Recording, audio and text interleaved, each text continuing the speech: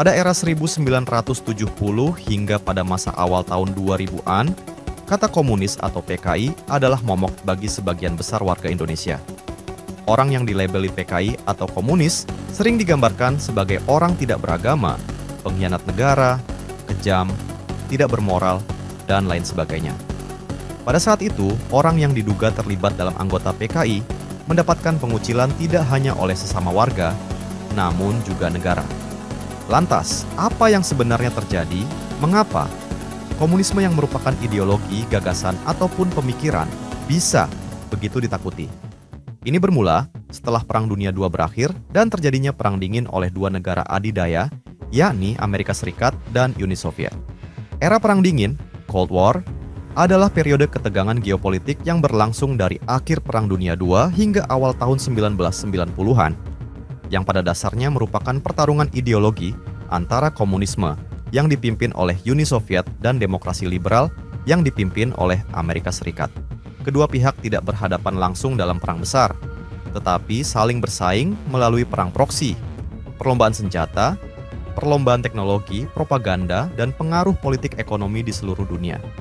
Akar konflik ini berawal dari perbedaan pandangan fundamental tentang bagaimana masyarakat dan negara seharusnya diatur.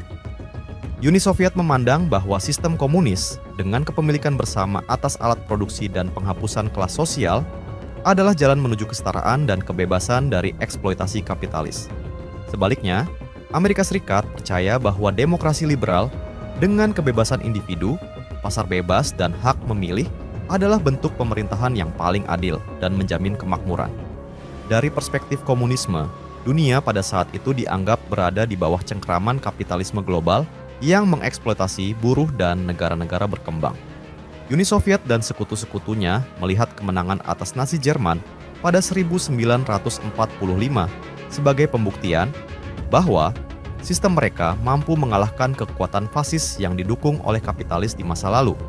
Mereka meyakini bahwa revolusi proletar harus terus disebarkan ke seluruh dunia agar sistem kapitalisme runtuh dan digantikan oleh masyarakat tanpa kelas. Dalam pandangan Soviet, demokrasi liberal hanyalah topeng dari oligarki ekonomi di mana segelintir pemilik modal menguasai politik dan media, sehingga rakyat sebenarnya tidak memiliki kendali nyata. Oleh karena itu, Uni Soviet aktif mendukung gerakan kiri, partai komunis, dan revolusi bersenjata di Asia, Afrika, dan Amerika Latin sebagai bagian dari perjuangan anti-imperialis. Sebaliknya, dari perspektif demokrasi liberal, komunisme dipandang sebagai ancaman besar terhadap kebebasan politik, hak asasi manusia, dan perekonomian terbuka. Amerika Serikat dan Sekutu Barat melihat Uni Soviet sebagai rezim otoriter yang menekan kebebasan berbicara, membatasi hak memilih, dan mengendalikan semua aspek kehidupan warganya. Bagi mereka, komunisme bukan hanya sistem ekonomi alternatif, tetapi juga ideologi ekspansionis yang berusaha menjatuhkan tatanan dunia yang berbasis pada perdagangan bebas dan kedaulatan nasional. Oleh sebab itu, Amerika Serikat menjalankan kebijakan containment, membendung penyebaran komunisme melalui aliansi militer seperti NATO, bantuan ekonomi seperti Marshall Plan, dan intervensi politik maupun militer di negara-negara yang dianggap rentan jatuh ke pengaruh komunisme. Persaingan ideologi ini menciptakan perlombaan pengaruh global. Di satu sisi, Soviet membangun Blok Timur dan memimpin Pakta Warsawa untuk mempersatukan negara-negara komunis Eropa Timur. Mereka juga menyalurkan dukungan ke Tiongkok, Vietnam Utara, Kuba, Angola, dan banyak gerakan revolusioner lainnya. Di sisi lain, Amerika Serikat memperkuat Blok Barat dan membentuk jaringan aliansi global, sambil mendukung pemerintahan yang pro-Barat, bahkan jika pemerintah tersebut bersifat otoriter dan bertentangan dengan nilai demokrasi, asalkan mereka menentang komunisme. Di luar aspek militer, Perang Dingin juga menjadi pertarungan narasi. Uni Soviet menampilkan dirinya sebagai pelindung rakyat tertindas, pejuang anti-rasisme, dan simbol perlawanan terhadap kolonialisme. Mereka memanfaatkan media, pendidikan, dan diplomasi budaya untuk menyebarkan citra tersebut. Amerika Serikat sebaliknya memasarkan ide kebebasan, kemakmuran, dan inovasi teknologi sebagai bukti keunggulan demokrasi. Persaingan ini bahkan merambah ke bidang luar angkasa melalui perlombaan antariksa, Space Race, di mana keberhasilan Soviet meluncurkan Sputnik pada 1957 dan mendaratkan Yuri Gagarin di orbit pada 1961 memicu ambisi Amerika untuk memenangkan perlombaan dengan pendaratan manusia di bulan pada 1969. Washington tidak ragu melakukan intervensi, baik secara terbuka maupun rahasia, di negara-negara yang dianggap terlalu dekat dengan paham komunisme. Bentuk intervensinya beragam. Dukungan militer terhadap pemerintahan yang pro-barat, operasi rahasia CIA untuk menggulingkan pemimpin yang condong ke kiri, pemberian bantuan ekonomi bersyarat, hingga invasi langsung. Salah satu contoh awal adalah Perang Korea pada 1950-an. Ketika Korea Utara, yang didukung Uni Soviet dan Tiongkok, menyerang Korea Selatan, Amerika memimpin pasukan PBB untuk mempertahankan Korea Selatan. Bagi Washington, jika seluruh semenanjung Korea jatuh ke tangan komunis, hal itu akan menjadi presiden buruk dan bisa mendorong negara-negara Asia lainnya mengikuti. Intervensi ini menandai bahwa Washington siap menggunakan kekuatan militer besar-besaran demi mencegah ekspansi komunisme di kawasan strategis. Di Asia Tenggara, Perang Vietnam menjadi simbol paling dramatis dari intervensi Amerika Serikat. Awalnya, Amerika hanya memberikan bantuan ekonomi dan militer kepada Vietnam Selatan, tetapi ketika pengaruh Viet Cong dan Vietnam Utara yang komunis semakin kuat, Washington mengirim ratusan ribu pasukan. Perang ini menjadi salah satu konflik paling panjang dan kontroversial bagi United States, karena meskipun mengorbankan banyak sumber daya dan nyawa manusia, Vietnam tetap jatuh ke tangan komunis pada tahun 1975. Namun, dari sudut pandang Washington saat itu, langkah ini dianggap perlu untuk mencegah apa yang disebut domino effect. Gagasan bahwa jika satu negara jatuh ke komunisme, negara-negara tetangganya akan mengikuti. Selain intervensi militer terbuka, Amerika juga sering melakukan operasi rahasia untuk menjatuhkan pemimpin yang dianggap terlalu dekat dengan komunis. Misalnya, di Iran pada 1953, CIA mengatur kudeta terhadap Perdana Menteri Mohammad Mossadegh yang dianggap terlalu condong ke kebijakan nasionalisasi minyak dan berpotensi mendekat ke Blok Timur. Peristiwa ini berpusat pada kudeta tahun 1953 yang dikenal sebagai Operasi Ajax, hasil kerjasama CIA dan intelijen Inggris MI6. Kudeta ini menggulingkan Perdana Menteri Mohammad Mossadegh dan mengembalikan kekuasaan absolut kepada Shah Muhammad Reza Pahlavi. Hal ini dilatar belakangi industri minyak Iran yang sepenuhnya dikuasai oleh Anglo-Iranian Oil Company, perusahaan Inggris yang kini dikenal sebagai BP. Keuntungan minyak sebagian besar mengalir ke Inggris, sementara rakyat Iran hanya mendapat bagian kecil. Pada tahun 1951, Mossadegh yang terpilih secara demokratis mengambil langkah berani, menasionalisasi industri minyak Iran. Langkah ini disambut meriah oleh rakyat sebagai simbol kedaulatan, tetapi memicu kemarahan London. Inggris merespons dengan embargo minyak dan tekanan diplomatik untuk mengembalikan kontrolnya. Awalnya, Amerika bersikap netral, tetapi situasi berubah ketika Perang Dingin memanas. Washington khawatir bahwa krisis ekonomi akibat embargo Inggris akan mendorong Mossadegh mencari dukungan dari Uni Soviet atau Partai Tudeh, Partai Komunis Iran. Dalam logika containment Amerika, membiarkan Iran jatuh ke pengaruh Soviet berarti kehilangan negara kunci di Timur Tengah yang kaya minyak dan strategis secara militer. Di kawasan Karibia, Kuba menjadi contoh yang membuat Amerika semakin agresif. Setelah Fidel Castro berkuasa pada 1959 dan mengarahkan Kuba ke jalur komunis, Amerika melancarkan berbagai upaya untuk menggulingkannya. Operasi terkenal seperti invasi Teluk Babi, Bay of Pigs, 1961, gagal total, dan krisis rudal Kuba, 1962, hampir memicu perang nuklir dengan Uni Soviet. Meskipun gagal menumbangkan Castro, Amerika terus memberlakukan embargo ekonomi ketat selama puluhan tahun untuk melemahkan Kuba. Selain itu, banyak yang tidak menyadari bahwa Indonesia juga terkena imbas dari era Perang Dingin. Indonesia pada era Perang Dingin adalah salah satu episode paling penting di Asia Tenggara, karena negara ini memiliki posisi strategis dan potensi sumber daya yang besar, sekaligus pernah berada sangat dekat dengan poros kekuatan komunis dunia.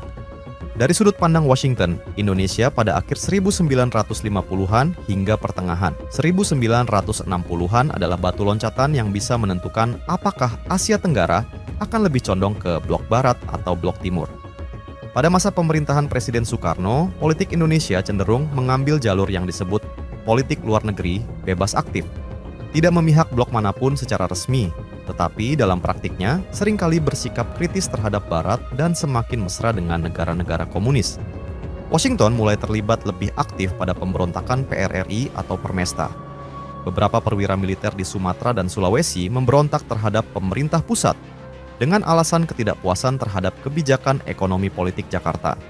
CIA secara rahasia memberi bantuan senjata, dana, bahkan melibatkan pilot Amerika untuk membantu pasukan pemberontak. Namun operasi ini gagal, terutama setelah tertangkapnya pilot CIA bernama Alan Pope pada 1958 yang membuktikan secara nyata keterlibatan Amerika. Kegagalan ini membuat hubungan Amerika-Indonesia memburuk, tetapi Washington tetap memantau dengan cermat perkembangan politik dalam negeri Indonesia. Memasuki awal 1960-an, Soekarno semakin condong ke poros Beijing-Moskow.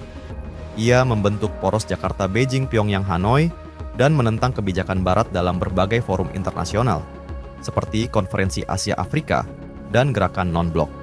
Di dalam negeri, PKI semakin kuat, mendapat posisi penting dalam pemerintahan, dan memobilisasi massa dalam skala besar. Bagi Amerika, ini adalah ancaman langsung. Jika Indonesia jatuh ke tangan komunisme, maka efek domino di Asia Tenggara bisa menjadi kenyataan. Puncak keterlibatan Amerika terjadi pada peristiwa Gerakan 30 September 1965, G30S. Peristiwa ini diikuti oleh perubahan politik drastis. Militer di bawah Jenderal Soeharto mengambil alih kendali keamanan, menuding PKI sebagai dalang, dan melancarkan operasi penumpasan yang menewaskan ratusan ribu orang yang dituduh komunis. Dokumen dan arsip rahasia yang kemudian dibuka menunjukkan bahwa Amerika memberikan dukungan besar terhadap militer Indonesia dalam periode ini. Bentuk dukungannya meliputi informasi intelijen tentang tokoh-tokoh PKI, bantuan logistik, komunikasi, dan dukungan diplomatik di forum internasional. Kedutaan Besar Amerika di Jakarta secara aktif berkoordinasi dengan militer untuk memastikan PKI benar-benar hancur dan Indonesia bergeser ke arah pro-barat. Setelah Soeharto resmi mengambil alih kekuasaan pada 1967, hubungan Indonesia-Amerika berubah drastis. Pemerintahan Orde Baru membuka diri pada investasi asing, bergabung dengan blok ekonomi yang pro-pasar dan secara tegas memutus hubungan dengan PKI, serta mengikis pengaruh Tiongkok. Bagi Washington, ini adalah kemenangan strategis besar di tengah Perang Dingin, karena Indonesia, dengan penduduk terbesar di Asia Tenggara dan kekayaan sumber daya alamnya, resmi masuk ke orbit blok barat. Namun, keberhasilan ini juga meninggalkan jejak kontroversial. Banyak pengamat dan sejarawan menilai bahwa keterlibatan Amerika, meski efektif dari sudut pandang strategi anti-komunis, turut memberi legitimasi pada pelanggaran HAM besar-besaran. Bagi rakyat Indonesia, periode itu adalah awal dari stabilitas politik dan pertumbuhan ekonomi Orde Baru, tetapi juga awal dari pembatasan kebebasan politik dan kontrol ketat negara terhadap kehidupan publik. Upaya pemberantasan ideologi komunisme ini terbilang sangat ekstrim. Pemerintah waktu itu melancarkan operasi pembersihan total terhadap siapapun yang dianggap berafiliasi dengan PKI. Skala operasi ini membuat jumlah korban di berbagai daerah di Indonesia, perkiraan berkisar antara 500.000 hingga lebih dari 1 juta orang hanya dalam waktu 1 tahun, yaitu pada 1965 hingga 1966. Pembantaian ini tidak hanya dilakukan oleh militer, tetapi juga oleh kelompok sipil, milisi lokal, dan organisasi massa anti-komunis yang mendapat dukungan atau restu dari aparat. Selain pembunuhan massal, ratusan ribu orang lainnya, diperkirakan sekitar 600.000 hingga 1,2 juta, ditangkap dan ditahan tanpa proses pengadilan, sebagian selama bertahun-tahun di kamp tahanan seperti Pulau Buru, Nusa Kambangan, dan Pelantungan. Ironisnya, banyak orang ditangkap hanya karena tuduhan atau laporan masyarakat tanpa bukti yang jelas. Kepentingan Amerika Serikat di Indonesia pada era Perang Dingin tidak hanya soal mencegah penyebaran komunisme, tetapi juga mencakup faktor strategis, ekonomi, dan geopolitik. Indonesia memiliki kekayaan alam besar: minyak, gas, emas, tembaga, timah, batu bara, karet, hingga rempah-rempah. Perusahaan-perusahaan Amerika seperti Freeport-McMoRan kemudian mendapatkan konsesi besar di sektor pertambangan setelah Orde Baru berkuasa. Washington melihat peluang ekonomi besar jika Indonesia berada dalam orbit politik yang bersahabat, terbuka pada investasi asing, dan tidak membatasi kepemilikan modal dari luar negeri. Ketegangan era Perang Dingin ini berlangsung selama hampir setengah abad, hingga akhirnya runtuhnya Uni Soviet pada 1991 menandai kemenangan ideologi demokrasi liberal di panggung global. Namun, sejarah Perang Dingin menunjukkan bahwa persaingan ideologi bukan hanya soal ekonomi dan militer, tetapi juga soal bagaimana kedua pihak memandang manusia, kekuasaan, dan masa depan dunia. Jadi bagaimana menurut kalian? Ideologi mana yang lebih cocok untuk diterapkan di Indonesia? Demokrasi atau komunisme? Atau mungkin ada alternatif lain? Tulis pendapat Anda pada kolom komentar. Jika Anda suka dengan video ini, Anda boleh like dan subscribe channel ini. Terima kasih sudah menonton video ini sampai selesai. Sekian dari saya, sampai jumpa.